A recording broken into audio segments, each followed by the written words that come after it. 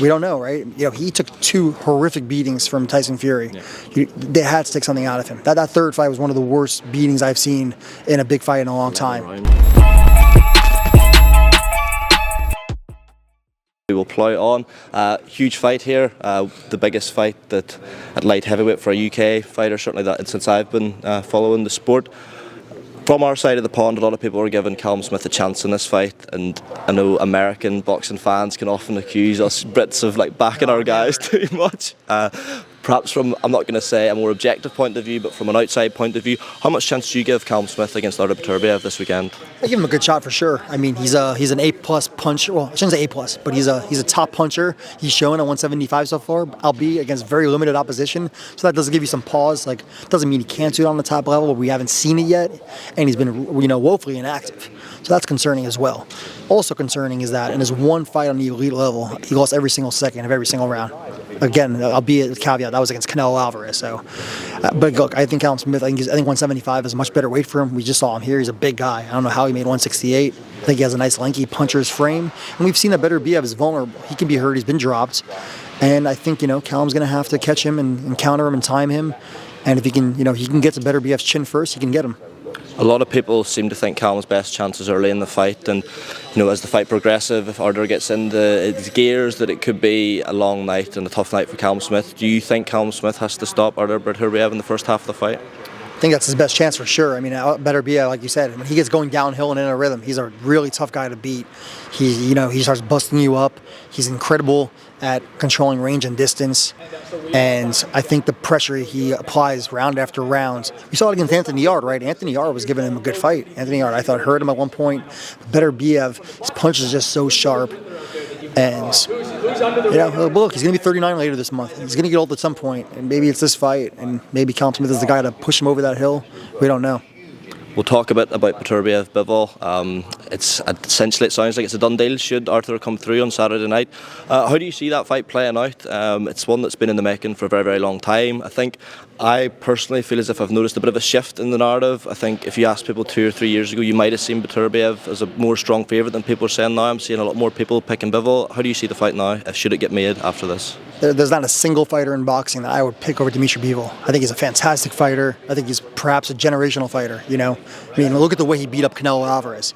People said that, he was just too big for Canelo. I don't think so. I think he was too good for Canelo. It wasn't a fight where he used his size to bully him. He was standing right in front of him during 5 and 6 punch combinations. He has an incredible boxing mind. And I do think Bivol is a guy that fights up and down to the level of his opposition, right? I know he caught a lot of criticism for not finishing the fight against Lyndon Arthur, who was woefully overmatched last month. But I think against Beterbiev, Bivol will be able to stay away from his big punches and, be able to outbox him. There's no discredit to Beterbiev. I just think Bivol is maybe, he's one of the 3 or 4 best fighters in the world. You mentioned Canelo Alvarez there, so let's talk about him. Feels as if it's all gone slightly quiet in terms of what his next move might be. Obviously, the David Benavidez fight is the most in-demand fight. I remember Mauricio Suleiman said that David Benavidez would be made mandatory, and then that seems to have gone a bit quiet. Can you tell us anything, if you heard any inklings, what Canelo's next move might be and when we might see him out? Well, we know he's going to fight Cinco de Mayo weekends, and I think this is normal. It's still early January that he hasn't, he doesn't have to get the fight lined up until. Do you think it will be David Benavidez?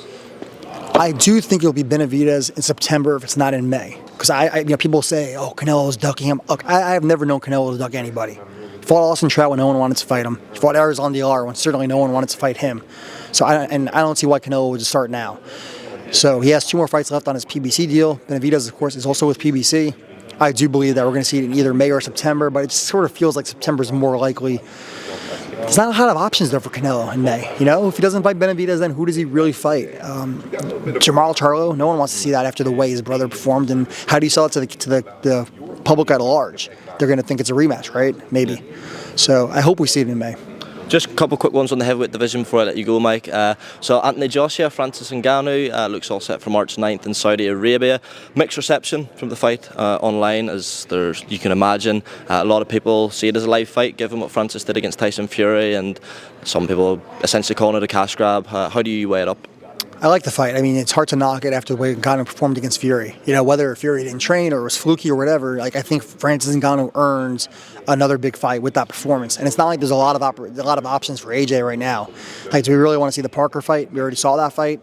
Wilder didn't take care of his end of the bargain. Fury and Usyk are busy with each other 1 month earlier. So out of all the options, I mean, certainly Francis Ngannou is the biggest name they could have got for Joshua. I think it's a slam dunk. You mentioned Deontay Wilder there. Obviously, a fairly disappointing performance against Joseph Parker in Saudi Arabia in December.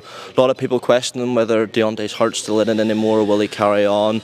He's sort of changed his tune in the immediate aftermath of what he said since. It sounded as if he was considering retirement, and in sort of the coming days and weeks, it seems more likely that he's going to carry on. What do you think Deontay has left to offer the top end of the heavyweight division? It's tough. I mean, he barely fights. He's had one round, going, in the last couple of years going into that fight against Parker. He is 38 now. On the other hand, he is a guy that's fought like that, many times, and he was able to bail himself out with the right hand. It's an incredible right hand. But you have to give Parker a lot of credit too. I thought Parker had a great game plan. He came in shape and he backed Wilder up. Wilder needs leverage on that right hand, and he can't get it when he's backing up. So great game plan. Wilder, he's going to have to score a knockout soon over somebody that's in the top 10 or 12 for us to take him seriously, I think, and think that he's not finished. Could be time to maybe get that Ruiz fight over the line? I think so. Yeah, I think so. I think if you're not going to do the Ruiz fight now, I mean, I still want to see that fight now that you mention it. I think it's a great fight. I'm not counting Wilder out yet, but we don't know, right? He took 2 horrific beatings from Tyson Fury. Yeah. They had to take something out of him. That third fight was one of the worst beatings I've seen in a big fight in a long time. There's 11 rounds of that, right? It wasn't like he got knocked. The second round was bad too. The third one was. Look, Wilder has a ton of heart. All credit to him there. But I think the Ruiz fight, that's the fight. Well, Mike, really appreciate you speaking to me. Enjoy the rest of your time in Quebec, and hopefully see you again soon. All right, thank you. Thanks, Mike. Nice one, mate. Appreciate it.